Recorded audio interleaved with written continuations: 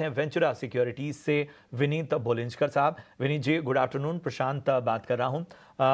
बाजार जो है वो अहम लेवल्स को थामे हुए है और हम देखें निफ्टी को तो 24,350 के करीब इस वक्त बरकरार। सेंसेक्स की बात करें तो 79,650 के करीब। निफ्टी बैंक की बात करें तो 50,500 के अहम लेवल्स पर लगातार अपने साइकोलॉजिकल लेवल को थामे हुए है। इन सब के बीच में अगर हम तमाम सेक्टर्स को देखें तो ऑटो पॉकेट्स में आयशर मोटर्स के अच्छे नतीजों का पूरा असर दिख रहा है, न सिर्फ ऑटो पॉकेट्स में बल्कि ऑटो एंसिलरीज में भी हम एक्शन। राणे मद्रास, राणे होल्डिंग का प्रिकॉल जैसे स्टॉक जो हैं वो इस वक्त अच्छी तेजी दिखाते हुए बैंकिंग स्पेस में आईडीबीआई बैंक हो, कर्नाटका बैंक हो, कैनरा बैंक हो, करूर वैश्य बैंक हो, इन सभी ने भी अच्छा मोमेंटम दिखाया है। Capital goods, chemical, fertiliser, consumer goods, कमोबेश हम देख रहे हैं कि ऑलमोस्ट हर तरफ एक बेहतर मोमेंटम बना हुआ है। फिलहाल इस बाजार को, जिसने आज के दिन का आधा सफर तय कर लिया है, हफ्ते का आखिरी कारोबारी दिन है, किस तरह से देख रहे हैं आज के बाजार में, क्या रणनीति होनी चाहिए? देखिए, काफी गेन्स आ चुके हैं मार्केट में। कल कल के उतार के बाद बाजार काफी बढ़ चुका है। मेरा राय रहेगी कि इन्वेस्ट जो ट्रेडर्स है या शॉर्ट टर्म इन्वेस्टर्स है, उनको अगर अच्छी प्रॉफिट हो रही है तो थोड़ा-सा अपने पोज़ीशंस लाइट करें, क्योंकि ये जो मंथ है अगस्त का काफी वॉलेटाइल रहने वाला है और हमें लगता है कि आपको अगर अच्छे गेन आ रहे हैं तो थोड़ा बहुत प्रॉफिट बुकिंग करना चाहिए। एंड ओला इलेक्ट्रिक जैसे स्टॉक जिसका आईपीओ लिस्ट हुआ है, हम इसमें राय रखते हैं कि इसमें अच्छी खासी निवेश होने वाला है। इसके कारण है कि ये top most market share gain वाला कंपनी है, ब्रांड का काफ़ी एक्सेप्टेंस है और मोबिलिटी में इलेक्ट्रिक व्हीकल्स की मार्केट शेयर की अगले 3-5 साल तक अच्छी पेनिट्रेशन बढ़ने वाली है, उसके चलते सेक्युलर ग्रोथ आने वाली है। विनीत सर, आपने चूंकि ओला इलेक्ट्रिक की बात की, जरा हम चूंकि आयशर मोटर्स के अच्छे नतीजों के साथ पूरे ऑटो पॉकेट, ऑटो इंसलरीज में भी एक अच्छा मोमेंटम देख रहे हैं। जो कंज्यूमर डिस्क्रिशनरी सेगमेंट है, उसे किस तरह से देखा जाए, यहां से उसमें क्या रणनीति अपनाई जानी चाहिए? देखिए, कंज्यूमर डिस्क्रिशनरी सेगमेंट आपका अच्छा परफॉर्म करने वाला है आने वाले साल में।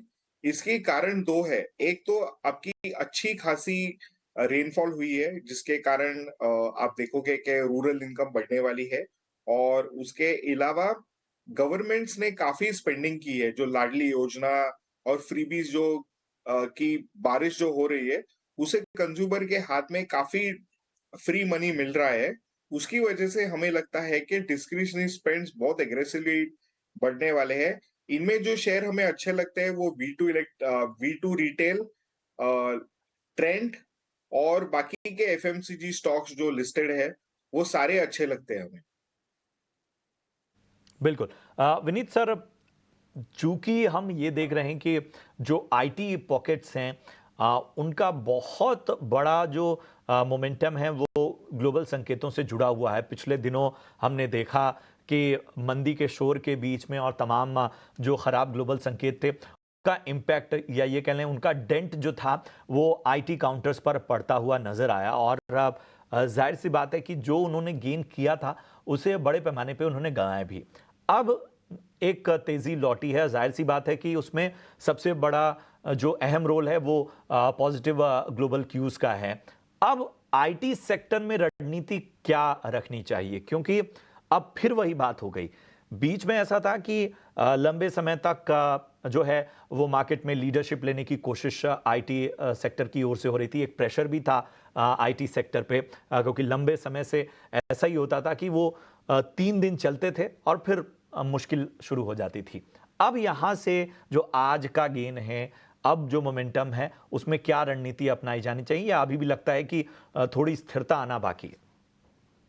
नहीं, देखिए, स्थिरता पे हमेशा थोड़ा-सा कंसर्न रहने वाला है, क्योंकि पूरा यूएस मार्केट से रिलेटेड है इनका और वहाँ पे बड़ी मंदी की एक्सपेक्टेशन है।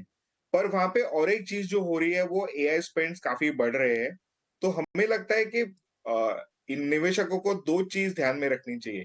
क्या वॉल्यूम ग्रोथ आती है और क्या मार्जिन स्टेडी रहते हैं कि नहीं। अगर ये दोनों चीज़ आपको कोई भी कंपनी में ठीक-ठाक लगे, तो उनमें निवेश करना चाहिए। अभी जब अक्टूबर में रिजल्ट्स आएँगे, तब तक हमें नहीं लगता कि बहुत ज़्यादा वधघट ये स्टॉक्स में होने वाला है, क्योंकि ये जनरली स्टेडी रहता है रिजल्ट तक, जब तक कोई इंडिकेशन नहीं आते तब तक।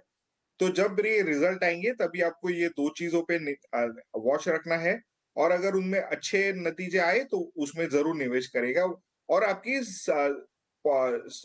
स्ट्रैटेजी स्टॉक स्पेसिफिक होनी चाहिए। बिल्कुल, तो ये एक ख़ास रणनीति आईटी पॉकेट्स पर इसलिए भी आवश्यक है क्योंकि हमने जो ट्रेंड्स देखे हैं आईटी सेक्टर में, वो कहीं न कहीं कई बार चिंता बढ़ा देते हैं कि आज अच्छा मोमेंटम नज़र आता हो, और इसलिए अहम राय भी विनीत जी ने आपको दी। चलिए बाज़ार का पूरा ब्यौरा, कई अहम सेक्टर्स पर ख़ास चर्चा तो बायोकॉन लिमिटेड जो है वो अग्रणी कंपनी है, ख़ास तौर पे बायो प्रोडक्ट्स और रिसर्च के क्षेत्र में।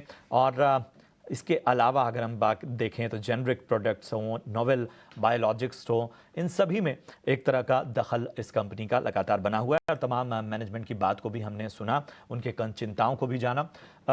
विनीत जी, बायोकॉन अगर हम देखें तो पिछले 1 महीने से एक तरह से कह सकते हैं कि कुछ खास स्टॉक में एक्शन नज़र नहीं आ रहा है, उल्टा दबाव हम साफ तौर पर देख रहे हैं। मैनेजमेंट की आपने कुछ चिंताएं भी सुनी। फिलहाल यहाँ से क्या रणनीति बनाई जाए? नहीं, देखिए, FY 25 एक साल ऑफ कंसोलिडेशन होने वाला है।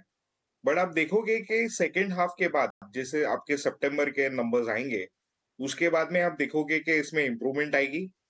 इसका जो अ अ, बिज़नेस है और फॉर्मुलेशंस वो बढ़ रहा है, बायोसिमिलर्स भी वापस आएगा, न्यू लॉन्चेस होंगे प्रोडक्ट्स के, और हम उम्मीद करते हैं कि यहाँ से जो प्राइसिंग प्रेशर है, वो कहीं पे थम जाएगा। Volume growth, market share gains और मार्जिन्स की बढ़ने की उम्मीद है। और अगर ये थोड़ा भी अपना डेट कम कर देते हैं, तो आपको एक 4 पॉजिटिव स्टार्स आ जाएँगे स्टॉक में, और हम राय रखते हैं कि इसको डिक्लाइन्स पे एक्यूमुलेट करना चाहिए। आपको 30 से 40% की ग्रोथ मिलेगी अगले 2 साल। बिल्कुल, तो ये है खास रणनीति बायोकॉन पे एक विस्तृत नजरिया विनीत जी की तरफ से आता हुआ।